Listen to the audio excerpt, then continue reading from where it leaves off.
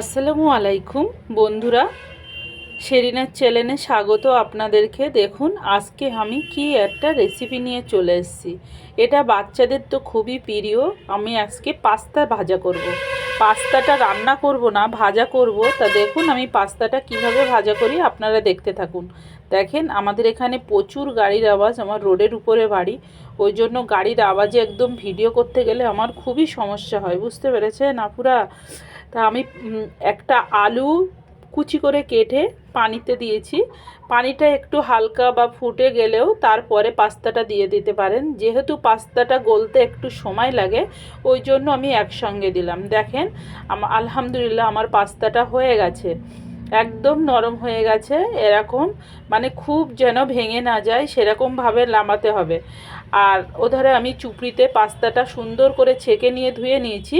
আর তারপরে আমি কড়াইতে তেলটা ঠিক মিডিয়াম গরম করে নিয়েছি। দেওয়ার পরে যেন পেঁয়াজ ভালো রকম গরম হয়ে যায়, তারপর কুচানো ঝাল আর পেঁয়াজ দিয়ে ভাজা করে নেব।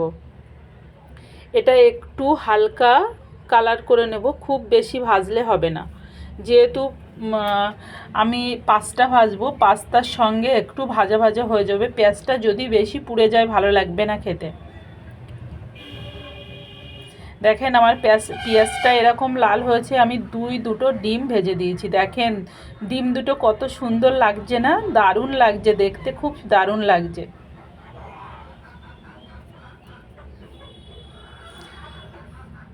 এবার আমি নাড়াচাড়া করে নেব।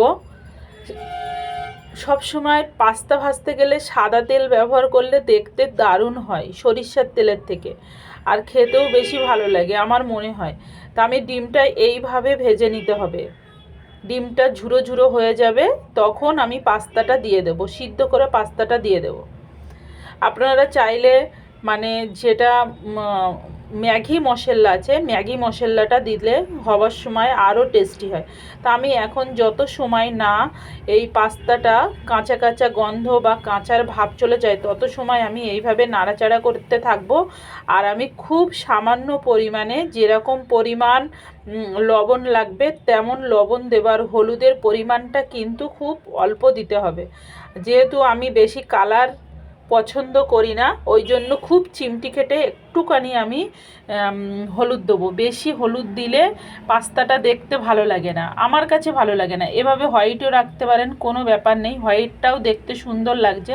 দেখেছেন আমি হলুদের পরিমাণটা একদম সামান্য দিয়েছি।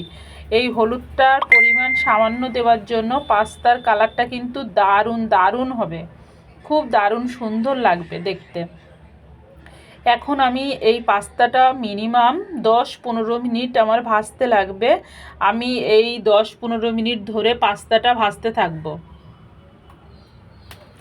পাস্তা মানে এই সঠিক নিয়মে যদি রান্না করতে পারেন বা ভাজতে পারেন, খুব দারুণ লাগবে, খুব দারুণ, এত সুন্দর লাগবে আপনার কি বলবো।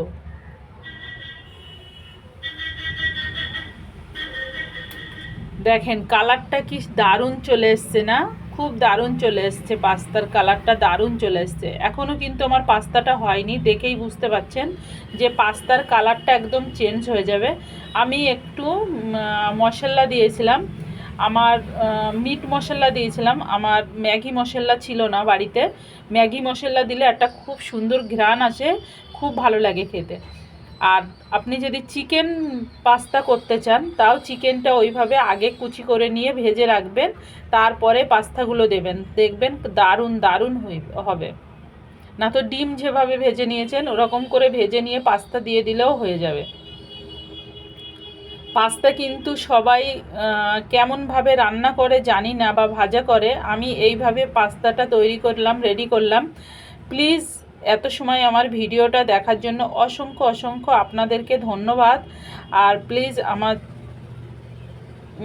ভালো লেগে থাকলে আমাকে একটু ভালোবাসা দেবেন, বন্ধু হয়ে যাবেন, পাশে থাকবেন, এটাই আপনাদের কাছে পাওয়া, আর কিছু পাওয়া নয়। আপনাদের ভালোবাসাটাই আমার কাছে সব কিছু। দেখেন কি সুন্দর হয়েছে, দেখেন কালারটা যেমন সুন্দর হয়েছে, সেই দারুণ সুন্দর। খেতেও কিন্তু বেশি শক্ত করলে খেতে ভালো লাগবে না, একটু নরম রাখতে হবে। যদি খড়খড়ে ভাজা করেন সেই পাস্তাটা অত টেস্ট হয় না।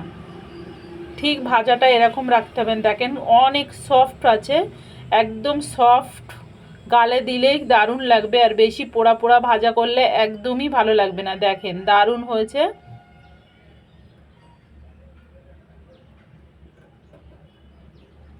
আমার পাস্তাটা রেডি হয়ে গেছে, এবার আমি নামিয়ে নেব।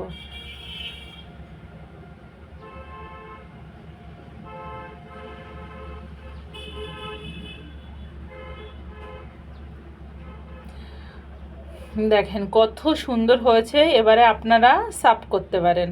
পাস্তাটা সম্পূর্ণভাবে রেডি হয়ে গেছে। আল্লাহ হাফেজ বন্ধুরা, ভালো থাকবেন।